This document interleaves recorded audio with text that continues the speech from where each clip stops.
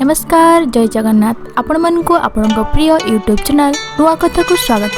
Friends आपण मैंने प्राय देखिथिबे सब महिला मानकर अंटा बिंधा भली समस्या देखा दे थाए।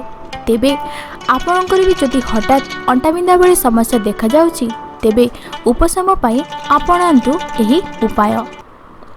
लोकमानक मनरे गोटे भूल धारणा रही कि बयस बढ़िबा संगे संगे अंटा बिंधा समस्या आपे आपे देखा जाई थाए, किंतु यह संपूर्ण भूल। बेले बेले ठीक भाव में बसा उठा न करिबा, अधिक ओजन जिनिस उठाइबा, आघात लागिबा, गर्भावस्था इत्यादि कारणरू अंटा बिंधा होई थाए। अंटा बिंधार अनेक कारण रही, सेथि मध्यरु गोटी हैला अधिक समय पर्यंत गोटे स्थान रे बसी रहिबा, जहा द्वारा एही समस्या अधिक देखा जाई थाए।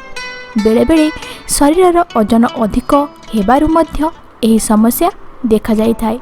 तेबे आसंतु जानिबा हठात अंटा बिंधा पर समस्या देखा गले एहार उपशम पाई केउ उपाय आपणेबे।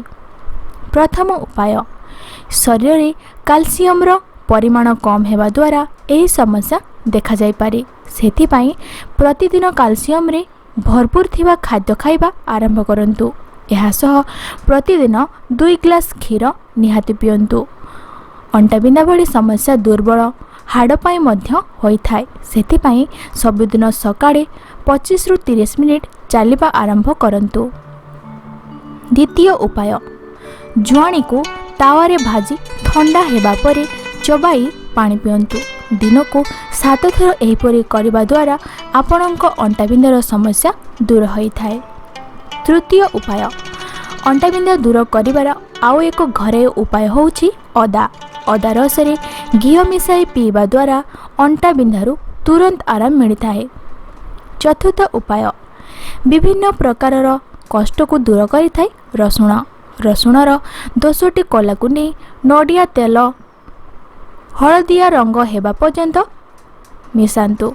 यापरे एही मिश्रण को अंटारी मालिश करंतु। मालिश करने द्वारा रक्त प्रवाह ठीक भावे चलिबो, अंटा बिंधा समस्या दूर होई जिवो। तो फ्रेंड्स आपण भी एही उपाय आपणांतु, देखिबे आपणकर हठात अंटा बिंधा भली समस्या दूर होई जिवो। आशा करूची एही टिप्स आपण मानकु पसंद आस्थिबो। जदि पसंद आस्थिबा ताले लाइक करिया को भूलिबेनी। आउ जदि आपण माने आम यूट्यूब चैनल रे नुआ आछंती ताले सब्सक्राइब करिबा को भूलिबेनी। आउ ता सहित घंटी चिन्ह को दबाइबा को भूलिबेनी, जहा द्वारा कि आपण माने आम मानकर आगामी वीडियो को सहजरे पाई परिबे। धन्यवाद।